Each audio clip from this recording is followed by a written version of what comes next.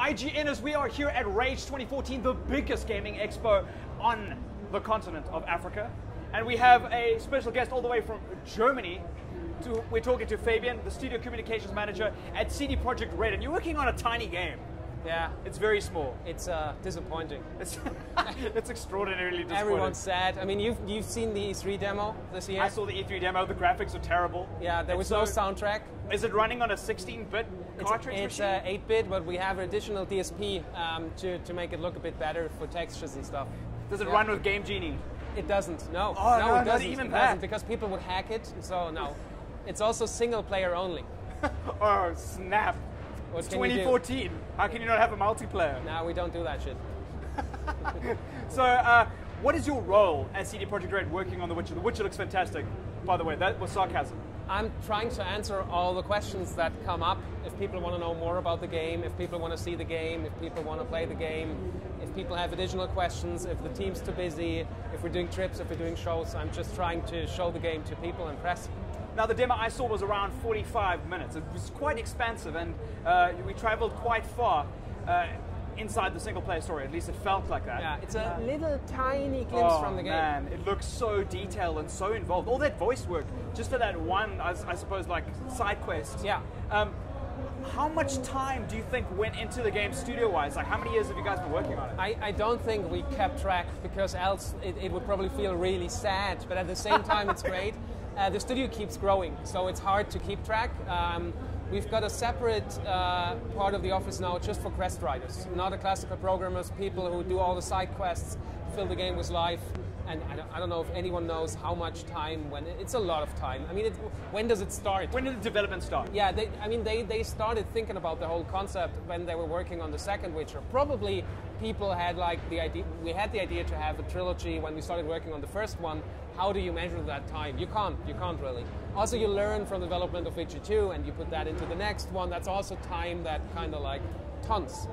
Okay, so The Witcher 2 has a very intense audience. They are very dedicated and devoted to The Witcher and the lore of The Witcher.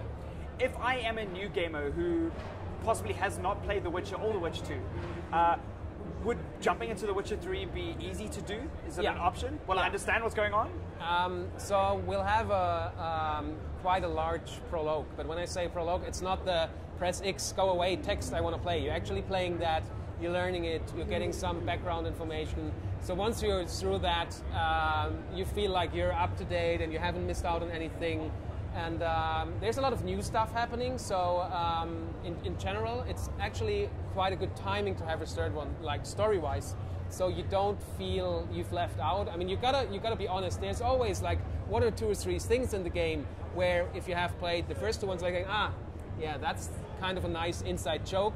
But I mean, that happens. That's inevitable. So yeah. I mean, I think Mass Effect would have some issues. Yeah, you won't feel lost. Not at all. Okay, so one of the big improvements or the big ways you're taking The Witcher forward is with griffins. The Witcher 3. Yeah, The Witcher 3. Yeah. Do not talk about The Witcher 4 in front of the camera. Oh, I'm so sorry. It's not running, right? I said The Witcher forward. Yeah. Sure, but yeah. So English. tell me a little bit about The Witcher 4. Yeah, I gotta. Oh. Yeah. So The Witcher 3 is the griffin system. Or what you're doing. How does that work? How does what work? The griffins in the title. Like, how are they? What role are they playing in the game? The griffin itself, besides being a nasty, massive monster.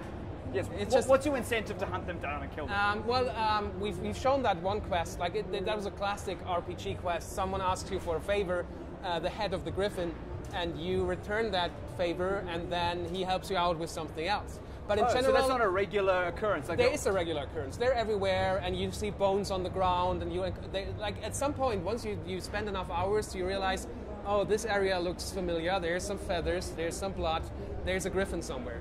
And because he's a monster hunter, that happens all the time. It's obviously up to you if you want to fight them. Sometimes it's mission-based, but sometimes it's just open world.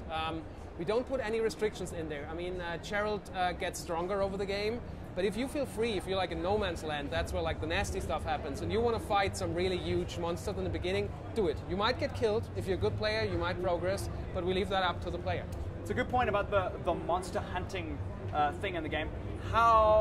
What monsters have you? How many more monsters have you added to the single player game? Tons. If you watch that 30 minutes gameplay demo we released. And if you look closely, there's like a giant monster at some point walking through the woods in the back. People didn't even notice, and we were hiding these little things everywhere. And so we've not revealed too much yet, because the game's huge. It's like probably 100 hours if you want to like do all the side quests and stuff. And I mean, there'll be monsters. You played a lot of it, I assume. I've not played all of it. We did some internal playthroughs at the studio, so you've got a feeling for the game.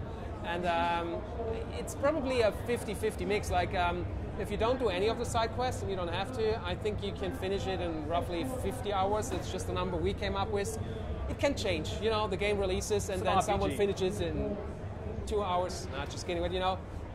And then you've got another 50 hours of side quests. So what's your favorite part of the game? Off the record, camera wasn't rolling. What is your favorite experience that you've had? I'm a really huge fan of the voice acting, the cutscenes, and like they're really good. You can see that it's based on a novel, that is like proper character development. So if I say I enjoy the cutscenes most, it seems like I don't enjoy the game.